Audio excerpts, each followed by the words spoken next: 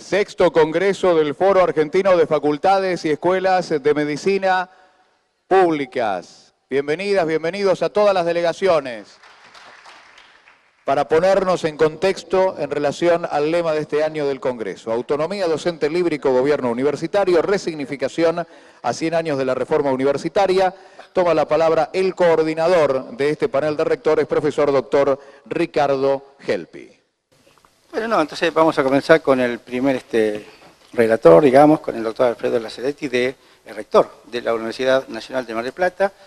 Ayer compartimos una hermosa cena con el señor rector y hablamos un poco de la charla de hoy, digamos, y la idea es un poco hablar de la autonomía, de la docencia libre, del cogobierno, en relación entre la reforma original, digamos, del 18, digamos, y lo que hoy estamos viviendo, ¿no es cierto? Así que, Alfredo, es todo tuyo. Buenos días a todas, a todos, muy bienvenidos a nuestra ciudad, a Mar del Plata, muy bienvenidos a la Universidad Nacional de Mar del Plata. Para nosotros es muy grato realizar esta actividad, este congreso, con tanta participación, y reflexionar un poco en torno al legado de la reforma universitaria de 1918. Así que eso vamos a tratar de hacer con Fernando. Creo que ambos dos somos declarados reformistas, pero no somos médicos. El que era médico no nos acompaña hoy, que es el doctor Yuri, que ha tenido algún otro problema de agenda y por eso no está aquí con nosotros. Realmente este ha sido un año de conmemoración del centenario de la reforma universitaria de 1918, ese movimiento estudiantil que iniciaron estudiantes de medicina, como veo muchos de los que hoy están aquí, en el Hospital de Clínicas de Córdoba, y que fue un poco el origen de ese malestar con una universidad como era la de Córdoba, escolástica y cerrada, ajena al avance de la ciencia, y comenzó a manifestarse allí entre los estudiantes de medicina y después se contagió al conjunto de la universidad. Creo que todos los que estamos en esta sala conocemos la historia, los principios de la reforma universitaria. Yo creo que lo importante que debemos destacar de ese movimiento estudiantil, que nace con una épica que va más allá de la realidad de la situación de Córdoba, porque se plantea y le habla a los hombres libres de América del Sur. Tiene una vocación latinoamericanista desde el vamos, que se expresa en su manifiesto liminar, consciente de que la realidad por la que atravesaba la Universidad de Córdoba no era ajena a la que atravesaban las universidades de todo el continente. Y se da una conjunción de elementos que me parece que es importante resaltar. En primer lugar,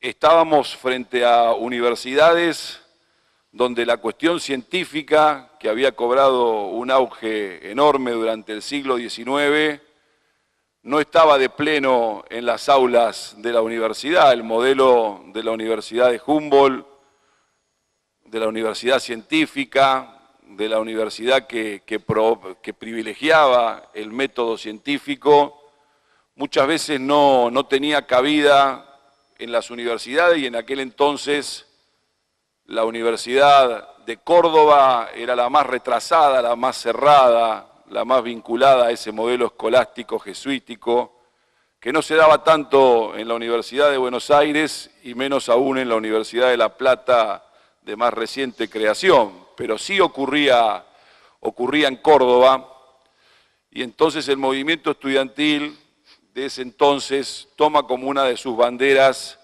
la necesidad de que la ciencia prime y tenga un legado y un lugar preponderante en las casas de estudio. Y ese es un hecho muy significativo y muy positivo para la evolución de la investigación, de la academia, en el conjunto de las universidades nacionales, que les recuerdo eran muy pocas en aquel entonces, solo 3 Después vamos a ver el surgimiento de la Universidad del Litoral, que prácticamente es hija del movimiento reformista, que surge allá por el año 1919. Y entonces hacer este esfuerzo planteando esta situación con mucha claridad fue una contribución muy importante. Pero después hay otro elemento que tiene otro origen, pero que también estaba sobre la mesa en la época, que es la cuestión de la democracia en el gobierno de las casas de estudio y particularmente el hecho de la participación de los estudiantes en el gobierno de la misma. Estábamos en los primeros 18 años del siglo XX, y la cuestión democrática era un tema de análisis y de debate en todas las sociedades. Venía dándose la lucha por lo que en aquel momento se llamaba el sufragio universal, que no era tan universal, porque como sabemos excluía a la mitad de la población, que eran las mujeres, pero venía allí el movimiento de expandir la participación democrática a todos los sectores de la sociedad. Ya en aquel entonces también había mujeres que impulsaban el movimiento sufragista en Argentina. Quiero traer aquí una médica, la doctora Alicia Moró de Justo, que era una de las principales impulsoras del movimiento, del reconocimiento de los derechos de las mujeres en general y en particular del derecho al voto. Pero evidentemente eran corrientes muy minoritarias. Nosotros como país recién habíamos conquistado el sufragio universal 6 años antes de la reforma universitaria, universal para una mitad, como les decía antes, para los hombres. Pero esta cuestión de la democracia, esta cuestión de la irrupción masiva de nuevos sectores sociales en la discusión de la cosa pública, tampoco era ajeno al movimiento de Córdoba. También empezó a manifestarse con mucha claridad y con mucha contundencia la necesidad de avanzar en la democratización de las casas de estudio.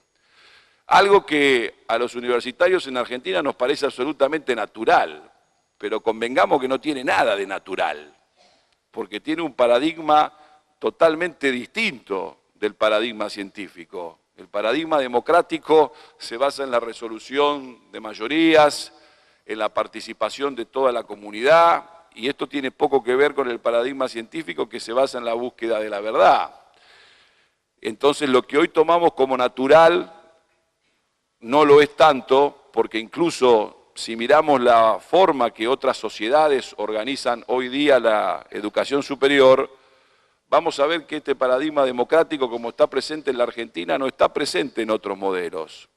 Tienen sí espacios de participación limitada, pero no tiene la presencia, la contundencia, no hace a la sustancia del régimen universitario como sí hace en la Argentina. Y esto surgió con el movimiento universitario, con el movimiento del 18 y básicamente impulsado por la gran vitalidad, por la gran energía transformadora que tiene el movimiento estudiantil. Yo creo que si algo ha tenido de muy importante la reforma es canalizar a través de los órganos de gobierno esa energía y esa vitalidad para transformarla en una fuerza propositiva y transformadora de la realidad universitaria en nuestro país.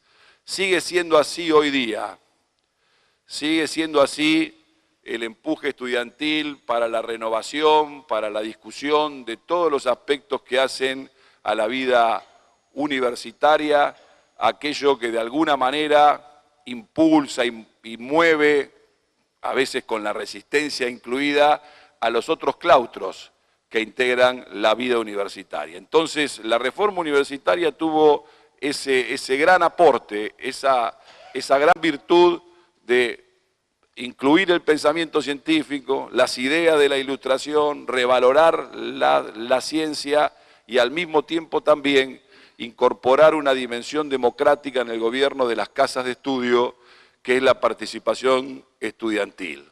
Y hay una tercera pata más, que es muy importante, que también estaba sobre la mesa en esa época, que es la cuestión social.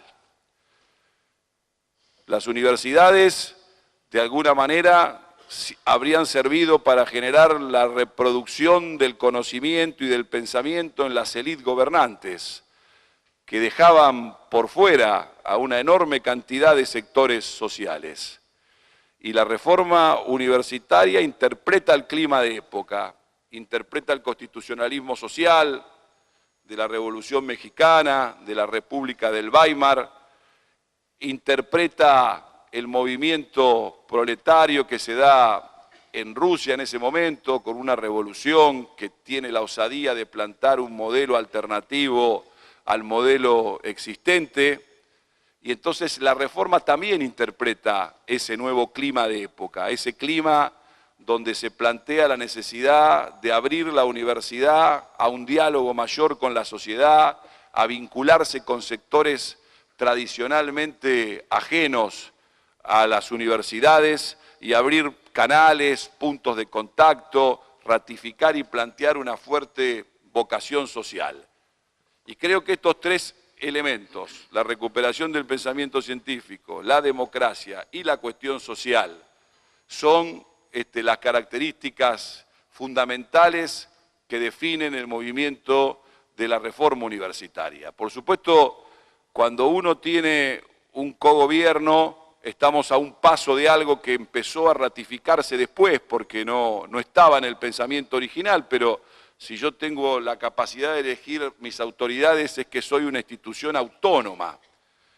Y creo que la autonomía empezó a cobrar un vigor creciente en todas las casas de estudio. Autonomía que, como las libertades, tienen una faceta, si se quiere, negativa, de autonomía en defensa de la independencia frente a otros, autonomía frente al poder de la Iglesia, autonomía frente al poder del Estado, autonomía frente a cualquier injerencia externa, o sea, me defiendo con la autonomía de aquellos que quieren tener injerencia en un tema que no les corresponde y que no conocen. Pero esa autonomía ha mutado, debe mutar, sigue siendo un desafío presente en nuestros días, en una autonomía positiva, en una autonomía que nos permita vincularnos con total libertad con todos los sectores de la sociedad.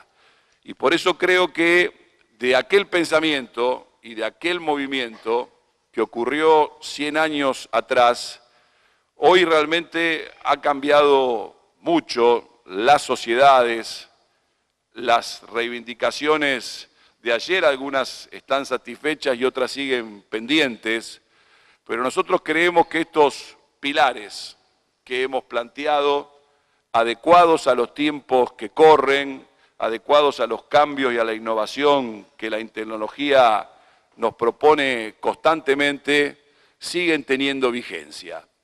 Y sigue teniendo vigencia este gobierno participativo y democrático que tenemos en nuestras casas de estudio. Yo lo escuchaba recién al decano de la Facultad de Medicina, con mucha razón, planteando a veces esta dicotomía o este planteo, si la academia, si la política, en el seno de las casas de estudio y en cada una de las facultades.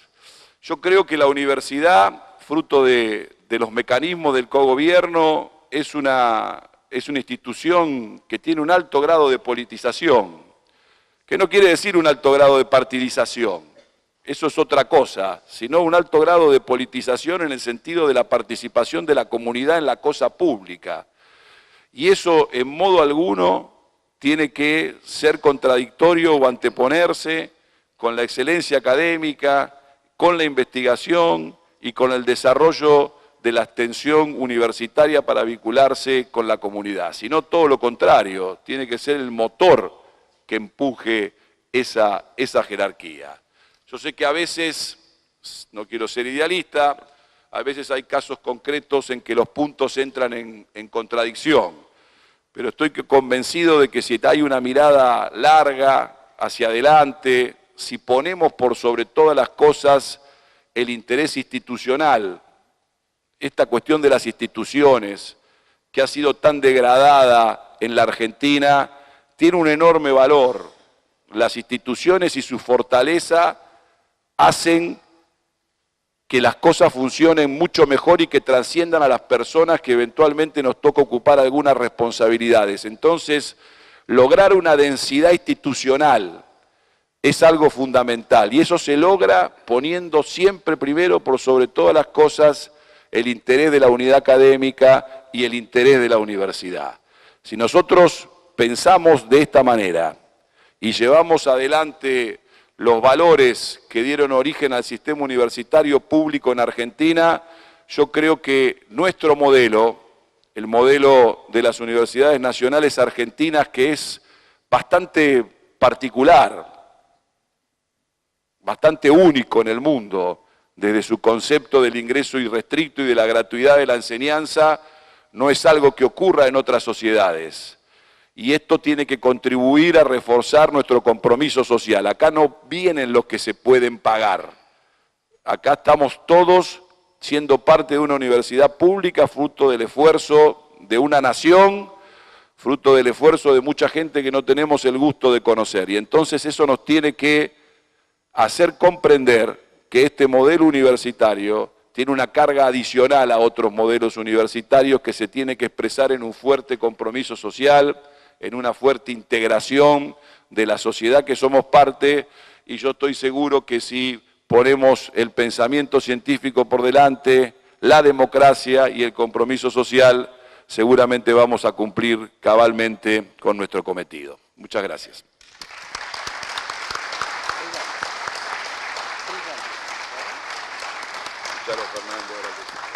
Bueno, gracias Alfredo. Antes de pasar al siguiente relato, me gustaría hacer un comentario que creo que es importante, y es resaltar el gran apoyo que le dio el rectorado de esta Universidad de Mar del Plata, a través del señor rector, para este congreso. Anoche charlamos con Adriana Alacino, presidente del congreso, y decía que sin el apoyo económico y logístico del rectorado de la universidad, este congreso no hubiera sido posible. Así que creo que realmente eso es muy importante remarcarlo, especialmente en los tiempos que estamos viviendo. Así que bueno, ahora sí, pasemos al siguiente relato del doctor Fernando Tauber, presidente, La Plata tiene presidente, no tiene rector, de la Universidad Nacional de La Plata. Gracias, doctor. Bueno, un contador y un arquitecto, y todos los médicos mirando para acá, somos objeto de estudio. Es lo que nos queda para hacer. Bueno, una alegría que poder participar y compartir esta jornada. Me entusiasma ver muchos jóvenes, especialmente en las primeras filas, por supuesto. Pero no, chicos, una alegría que se arrimen y que formen parte de estas discusiones, de estos debates, de estas disquisiciones que motiva no solo la profesión, sino también la universidad y en particular la universidad pública. Somos todos hijos de la universidad en este ámbito y por eso es bueno saber que la universidad en este siglo va a cumplir 1000 años. No solo es nuestro centenario, nosotros somos la tercera gran revolución que sufrió la universidad a lo largo de toda la historia de la humanidad. La primera fue su propia creación, en una época extraña, en Bolonia, en el siglo XI, en 1089, rarísimo. El conocimiento en el mundo necesitaba un lugar donde sintetizarse. Y los que encontraron eso, encontraron ese motivo de síntesis, en realidad no fueron profesores, ni fueron estados, ni fueron reinos, ni fueron papados, fueron estudiantes. La primera universidad pública fue creada por estudiantes. Y su primer rector, no hay muchos estudiantes acá, ¿no? Su primer rector fue estudiante, con lo cual candidateate. Pero, bueno, eso marca lo que después le dio sentido al cogobierno universitario. Y esa fue la universidad que necesitaba sintetizar los conocimientos que el mundo había adquirido hasta ese momento, desde los griegos, los romanos, el mundo árabe, la conquista de España, todo eso fue dando vuelta y recaló en Bolonia. Y el motivo de que los estudiantes crearan la universidad fue que necesitaban que se acreditaran sus conocimientos, especialmente los abogados y los médicos. Los que tenían conocimiento de medicina, los que tenían conocimiento del derecho, necesitaban a alguien, una institución que los representara y dijera que esos conocimientos eran valiosos y legítimos. Por eso nace la institución universitaria con la potencia que nace y se multiplica en el mundo. Y se enfoca específicamente en ser una institución de enseñanza. La segunda gran revolución que esbozó Alfredo fue la creación de la Universidad de Berlín en 1810. El rector era Wilhelm von Humboldt, el primer rector. Pero lo importante, primero era el contexto, estaba entre las dos revoluciones industriales. Alemania quería formar parte de la discusión. Se iban desarrollando los imperialismos conocidos, el español, el inglés, el imperio de Napoleón. Alemania quería formar parte. Y fueron los estudiantes los que plantearon en ese momento que el modelo estaba en el aula, que no era solamente para impartir conocimientos, sino también era para producirlos, para generarlos. Y que el investigador, interpelado por sus propios estudiantes, enriquecía muchísimo sus hipótesis y aceleraba los procesos de la ciencia. Otro hecho que fundamenta, va construyendo el modelo universitario de enseñanza e investigación, siglo XIX, siempre empujado por su propio contexto y por su propia historia, y siempre en esta tensión positiva del que enseña y el que aprende, que nunca se sabe bien dónde está la barrera y cuánto es lo que vuelve y cuánto es lo que va. De esa manera llega la tercera gran revolución y última gran revolución de la educación superior en el mundo, que fue la reforma universitaria de 1918. En ese contexto. Tiene un contexto local y tiene un contexto regional, desde ya, y tiene un contexto mundial, por supuesto. En el local, la Argentina en el medio de sus propias corrientes migratorias, en esa mezcla de donde en los censos daban más extranjeros que criollos y más que nativos. En un país que se estaba poblando, que buscaba un modelo en donde todos estuvieran incluidos, donde todos tuvieran oportunidades, mi hijo el doctor. Ese modelo, esa búsqueda de un modelo de movilidad social ascendente se choca con lo que era el modelo de universidad en América Latina hasta ese momento. Se choca en Córdoba, pero era el modelo de universidad en América Latina. Si las universidades en América Latina, a diferencia de las universidades europeas, nacían de bulas papales o de decisiones de reyes, monárquicas. Y así fue la primera universidad, la de Santo Tomás de Aquino, en Santo Domingo, en 1536, o la que queda en pie como la de San Marcos de Lima, del 1551, o la de Córdoba, de 1613, de 1613. Hace 5 años festejó sus cuatro siglos, sus 400 años. Y por supuesto nace, como nacen todo ese crisol de universidades a lo largo del corredor andino, en el Imperio Español, en el avances y retrocesos, y es una universidad que fue por bula papal legada a los jesuitas, y cuando los jesuitas son expulsados en el siglo XVIII de América Latina, le toca a los franciscanos, y por eso la mención del rector de una universidad claustral, cerrada, fuertemente conservadora, que en ese choque de motivaciones, de búsquedas, de sentido que le encontraba a la sociedad argentina naciente en principios del siglo XX a una institución de educación superior, colisiona. Y por eso necesitaba una excusa, como fue esto, el cierre del internado del Hospital de Clínicas, a fines de 1817, y el malestar general, pero no se podía convivir, ya estaba el divorcio consumado. Encontró un ambiente político favorable. Hipólito Yrigoyen, que era el primer presidente que la Argentina tuvo elegido por sufragio universal a partir de la ley Sáenz Peña, respaldó la reforma universitaria. Entendió que justamente también en la discusión política argentina los sectores conservadores eran los que respaldaban esa universidad claustral y los sectores populares los que necesitaban una universidad inclusiva.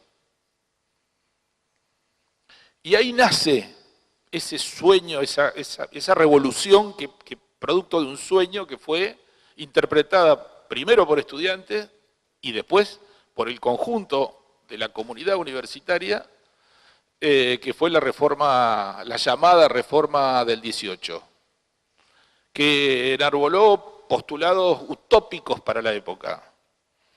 La autonomía, el cogobierno, la libertad de cátedra, el ingreso por concurso, la gratuidad, la aspiración de la gratuidad, la extensión universitaria. Eso completa esa pata del modelo universitario de enseñanza, investigación y extensión. La extensión universitaria se consuma, se consolida, había nacido antes, se consolida institucionalmente en Córdoba. El entender a la universidad como un espacio natural de debate de los temas que le preocupan a la sociedad. ¿Se dan cuenta, no? Ese revuelto es la universidad que ustedes transitaron y que nosotros vivimos todo el tiempo. Es la base, es el cimiento, es lo que se arrastró hasta nuestra época, con sus bienes y con sus males durante todo el siglo XX. Pero hoy por hoy, la Argentina encabeza ese modelo extraño en el mundo de entender a la educación superior como un bien público y social, como un derecho humano universal y como una responsabilidad del Estado. No es una condición natural que fluye, es una conquista de un derecho y de una concepción que no existe en el resto de nuestro mundo. En los foros mundiales de la UNESCO, este año tuvimos una preparatoria en la Conferencia Regional de Educación Superior en Córdoba, y el año que viene seguramente tendremos el tercer foro mundial de la UNESCO en París. Pero a los foros anteriores, de la década del 90, de la década pasada, América Latina fue con una posición defendiendo la educación superior como un derecho y como una responsabilidad del Estado, contra la concepción general del mundo, con excepciones puntuales más que reconocidas, Finlandia, Islandia. Pero el mundo piensa la educación como un bien transable, como un bien de mercado. Todos sabemos, hasta por las películas, que los padres ahorran para que los pibes puedan llegar y sostenerse y hacer la carrera universitaria como ahorran para pagar la hipoteca de su casa. En la Argentina no. En la Argentina la educación superior es de ingreso irrestricto y gratuita. Postulados de la reforma que se fueron consumando con el tiempo. Fueron capaces de pensarlo esos pibes del 18. Fue capaz de soportarlo nuestra historia, una historia difícil. La historia del siglo XX en la Argentina es tan difícil como la historia del mundo. Acuérdense de la noche de los bastones largos en el 66 con Onganía, cuando le dieron a los pobres milicos la ingrata tarea de sacar a bastonazos y abollarle la cabeza a los científicos que investigaban y a los profesores que educaban en la Universidad de Buenos Aires. Acuérdense del Cordobazo, acuérdense de Santiago Pampillón, otro de los legados de Córdoba a la historia de la universidad, ese pibito que vino de Mendoza a estudiar a Córdoba Ingeniería Aeronáutica, que estaba fundando la Franja Morada, nací ahí en el 67, fue la franja, y que murió de 2 tiros en la cabeza en estas rebeliones que se producían en todo el país, especialmente en Córdoba, ante esos episodios violentos del onganiato, como fue la noche de los bastones largos.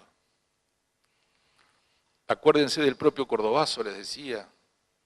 Acuérdense de las noches de los lápices platense, en el 76, cuando esos 10 pibes de 18 años fueron muertos por reclamar un boleto estudiantil. Un boleto estudiantil. ¿Qué proporción existe entre terminar con una vida después de ser torturado con el sentido y el contenido de la demanda? Bueno, afortunadamente, como en otras provincias que avanzaron antes en este sentido, en la provincia de Buenos Aires, a 40 años del aniversario de los episodios de la Noche de los Lápices, se consiguió el boleto gratuito para todos los niveles de enseñanza. Todo eso le pasó a la educación superior, hasta que nos llegó la democracia. Y se refundó la reforma. Estos 100 años de reforma universitaria que estamos celebrando este año, es un alto contenido simbólico, también son el producto de estos 35 años de proceso democrático, en donde renacimos y tuvimos infancia, adolescencia, peleas, berrinches, acomodamientos y una incipiente madurez, como pareciera que estamos alcanzando, que le da este contexto de afabilidad y de amabilidad positiva y de construcción a cada uno de los debates que se producen y que comprometen a la universidad pública desde sus graduados, desde sus propios estudiantes, de sus profesores. Bueno, este es el desafío. Este tipo de encuentros los interpela no solo en el conocimiento disciplinar específico, los interpela en ayudar a pensar al conjunto de la comunidad universitaria cómo sigue el segundo siglo de la Reforma. Los que tenemos fuerte raigambre y convicción reformista, primero miramos a los estudiantes.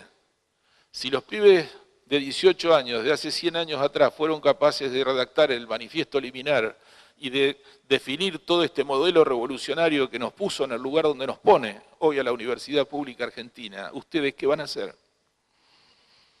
¿Qué nos van a proponer para los próximos 100 años? Y ustedes, los graduados, que formaron parte del cogobierno de la universidad a partir de la reforma universitaria del 18, cuando el país y la universidad les dio todo, ¿qué nos van a proponer? ¿Qué nos van a sumar? Además de pelear por su vida, por construir su profesión, por hacer crecer su familia, por progresar, ¿qué le van a aportar a la universidad? ¿Qué quiere decir que le van a aportar a sus hijos y a sus nietos y al progreso de nuestra sociedad? No. Son ustedes. No miren para atrás, no hay más atrás. Son ustedes.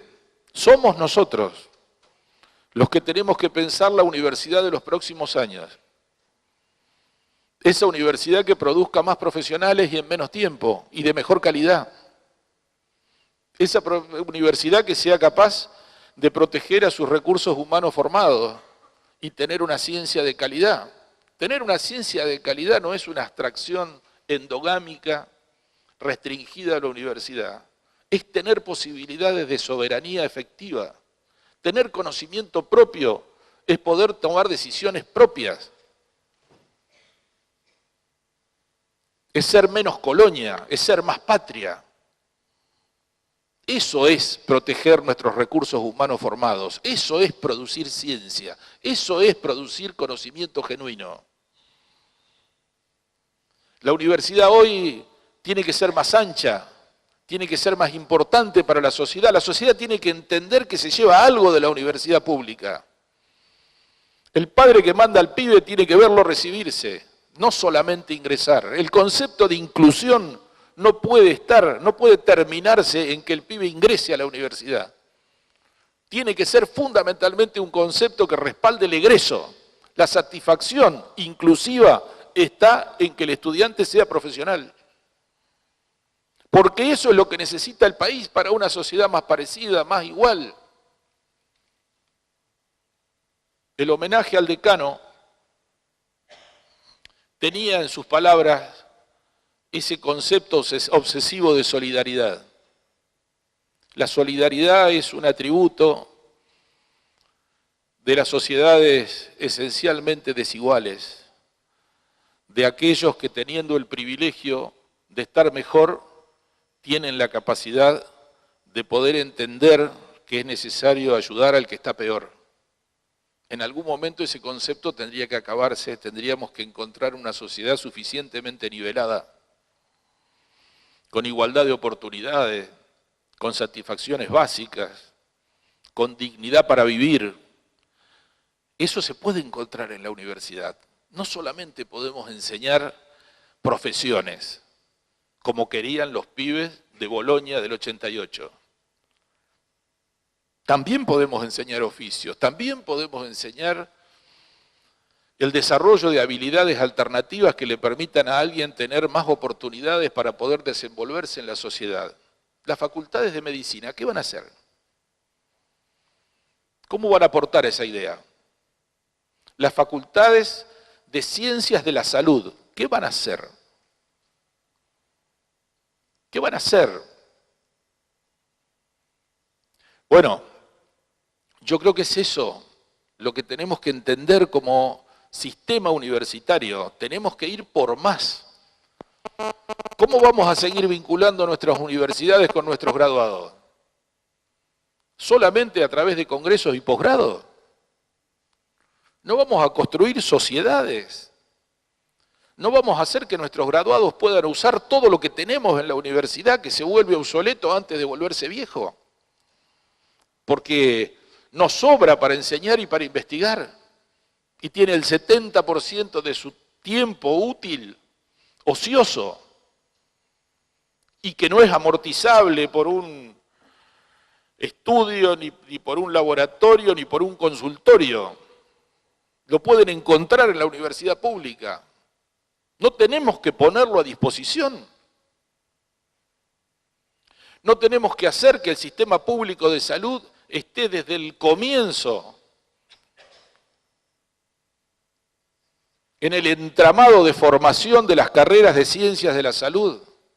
No tiene que ser el primer día de clase de un estudiante una sala sanitaria, un lugar donde pueda ayudar a la sociedad, donde pueda aprender a prevenir. También se hablaba en el video de homenaje al decano en esto de su preocupación por la prevención. Bueno, la prevención es una construcción política, es una decisión política y tiene que traducirse en acciones. Y esas acciones hay que planificarlas y forman parte de las gestiones. Bueno, queridos amigos, yo como arquitecto quería dejarles algunos interrogantes para el Congreso. Eso que no pasan por las venas, las arterias, los huesos y los órganos, que uno tanto miedo le tiene. Yo tengo mujer médica, así que estoy aterrado, vivo aterrado. Pero, bueno, es por lo que creo que tenemos que estar preocupados, por lo que vale la pena que uno haya venido a compartir con ustedes esta jornada, que desde ya deseo que sea la mejor, la más constructiva, la más positiva y la que los devuelva con toda la energía para seguir comprometiéndose desde su profesión. Muchas gracias. Muy bien, Fernando. Muy bien, muy bien.